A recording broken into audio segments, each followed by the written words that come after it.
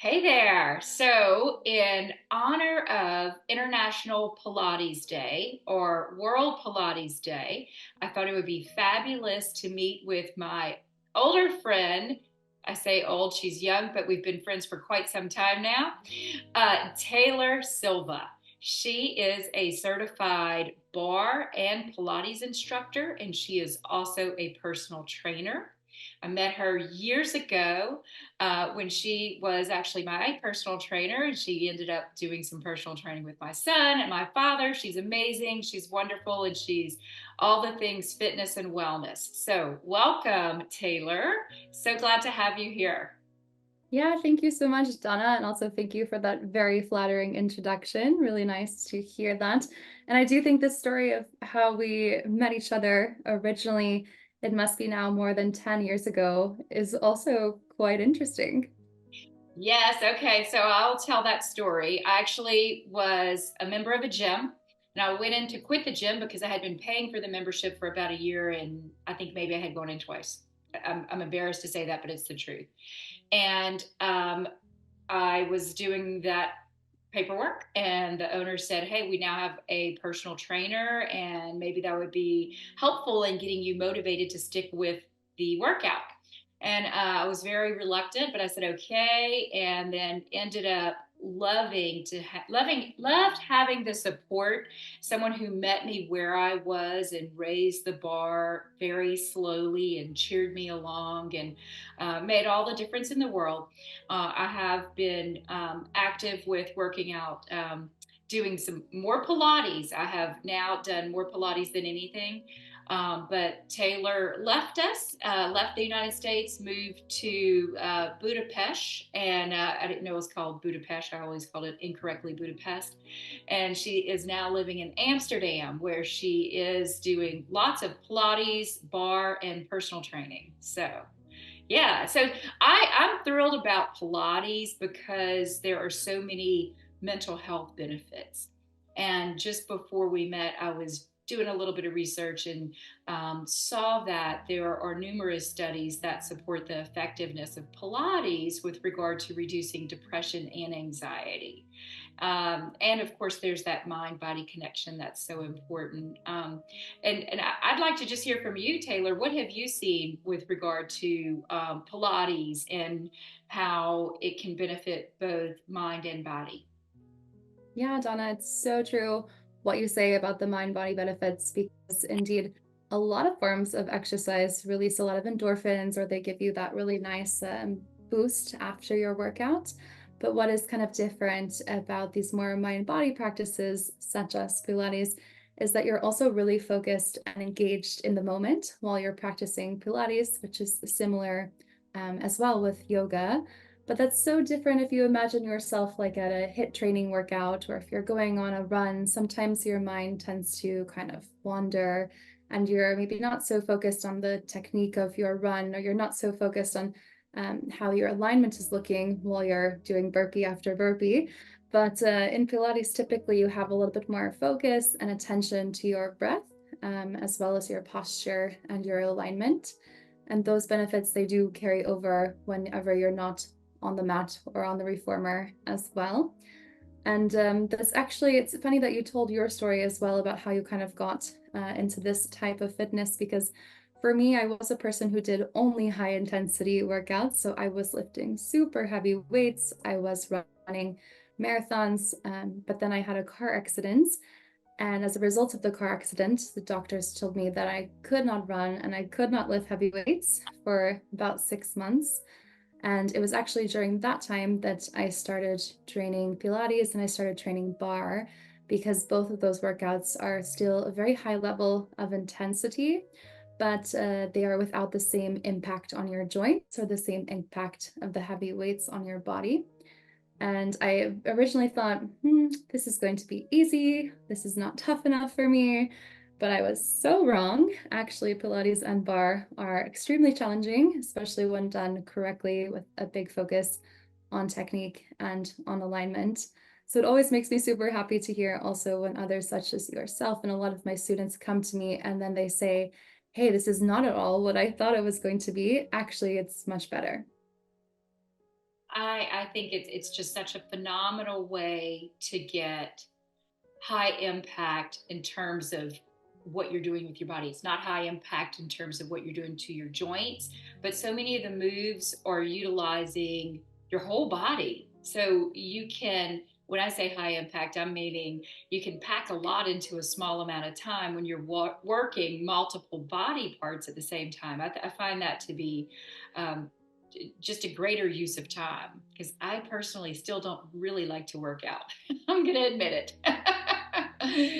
Yeah, Oh, and I think that's one of the things that's so great about this type of exercise is if you even just have 5 minutes, 10 minutes, whatever it is in the morning or during your lunch break or just after work, this type of workout is flexible enough that you can squeeze it in segments. So you might do some parts in the morning, some parts in the afternoon, or some days if you're super busy, you just don't manage to fit in the whole body, but you're doing just kind of a focused area. And I think that's also what's very nice about the different possibilities for where and how you can do Pilates, because of course, as an instructor, I'm spending most of my teaching time in the studio. And I do now have quite a focus on the Pilates reformer. It's definitely extremely trendy here in Amsterdam. And so there's a huge demand for Pilates reformer classes. But that being said, there's also a lot of really nice online workout videos that you can do that also make Pilates a bit more accessible. And it's funny because you had sent this to me last week, Donna, about the Saturday Night Live skit of Pilates that made it seem, I want to say almost cult-like, right? Because they go there, they see the machine, they get to get involved in the culture of the studio.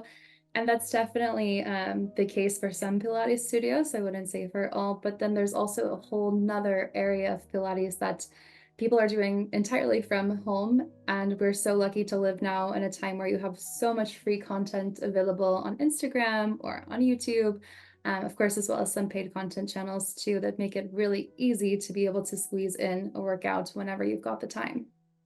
absolutely. And I am going to put a link to that funny Saturday Night Live skit. I thought it was hilarious. And I also thought it was interesting to see some people in the class with the reformer thought it was easy and they really liked it. And then others thought it was brutal and like torture. And it just seemed to be taking forever to get through the class. I am one of those who I do it at home. I use a paid app called Lindywell. I'll put some links for anyone who's interested. She also has some free content. The sessions are anywhere from 15 to 30 minutes. You're at the end, you feel like you've really done some work because you're utilizing multiple body parts at one time. And I have certainly found the improvement with, like the mind body connection. And during the work, there is a great deal of mindfulness where you're having to focus on what you're doing. And therefore, you take a break from the hamster wheel that goes on in your head. So, yeah, love how there are lots of different options. There are different intensities and so many ways that you can start right where you are. And most of the programs offer modifications as well, is my understanding. Do you guys offer modifications with the reformer classes too? Yeah, absolutely. And I think that's something nice as well about studio classes is that the studios where I'm training, we also have introductory classes or classes that are specific for beginners. We then also have targeted classes for more advanced students or for certain body parts. So you definitely have a variety of classes available. And I think the same goes for a lot of the online content that wherever level you're at, there's some Pilates workout that can be a good fit for you. And that's what you were mentioning earlier, about that focus and the being in the moment. Something that I think is really strongly now connected to the mental health space is also the breathing aspect of Pilates and the reminders to breathe, to exhale during exertion. So when things get tough, you're pushing air out of your body. And that's something that actually a lot of clients and a lot of students have said that outside of the classroom, it also helps them to have my voice in the back of their head, reminding them, don't forget to breathe, relax your jaw, drop your shoulders, lengthen your spine, because these kind of cues that you hear again and again in a Pilates class, they actually help you during any time of tension or stress, whether you're giving a presentation at work or if you're lifting something heavy from the ground and you need to move it to your car, for example. There's a lot of different day-to-day situations where what you learn in a Pilates class can then be applied further during your everyday life. So interesting that you bring up the breathing. Most people that we work with, when we mention, have you tried deep breathing, right, for anxiety, everyone says of course. I mean, because we breathe, it's natural, it's something that we have to do to survive. However, the way that you learn to breathe in Pilates is different. The diaphragmic breathing, right, where you're really getting a full breath, and I believe the oxygenation. How do you say that word? Where you're getting Oxygenization, I'm not sure. where you're getting oxygen, you know, more fully, and clean oxygen that entering your lungs and exiting. There must be something to it, because the way that you learn to breathe through Pilates is very different from what we do all day.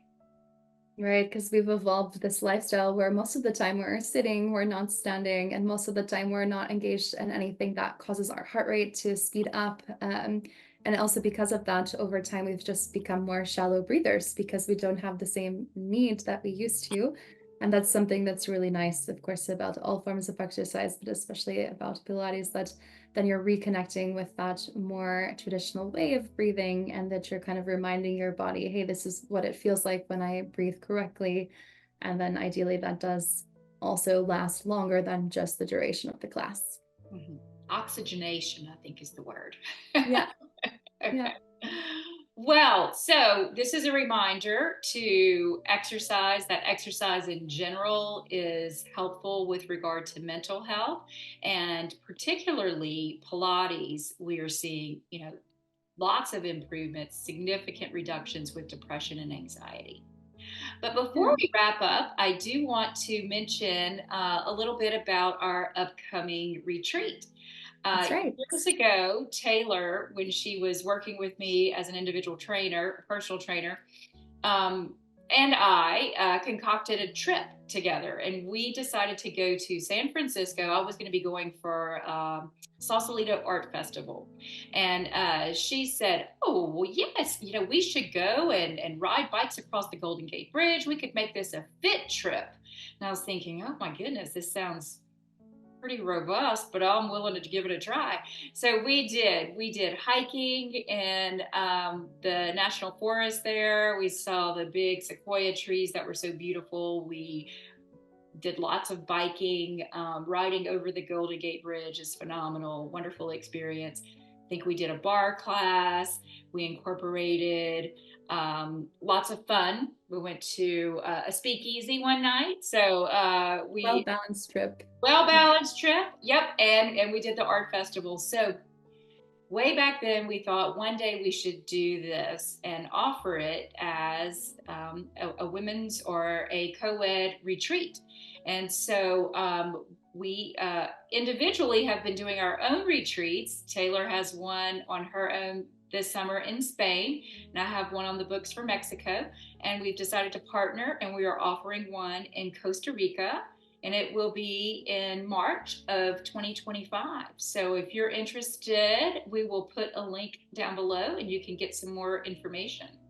But we'll certainly include lots of wellness, interpersonal growth, bar classes, yoga classes, lots of adventures, seeing the sloths and the monkeys and the beautiful beach and lush tropical forests that are there in Costa Rica. Yeah, Yeah. it's absolutely right.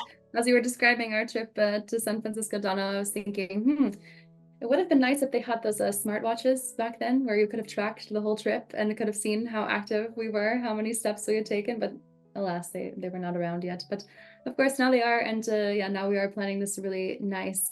I think it is also a well-balanced retreat because while we want to incorporate a lot of healthy movement, so of course, Pilates will be featured as well as bar and yoga, but we also want to have some local adventures. So yeah, doing the nice guided hike and also seeing the Berber tribe and where they're harvesting their own cacao and how that process looks like.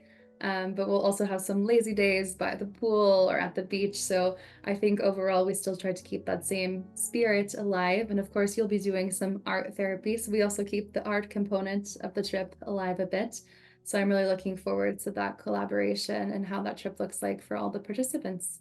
Yes, likewise. Oh, and this one is for men and women. So if you have a partner or if you're just interested in doing this, whether you're male or female, this could be for you. Absolutely. All right, Taylor, thank you so much for joining today and for sharing with us your passion for Pilates, for bar, and all things fitness. We Yeah, it was nice to speak with you for a bit, Donna. Thanks so much for having me.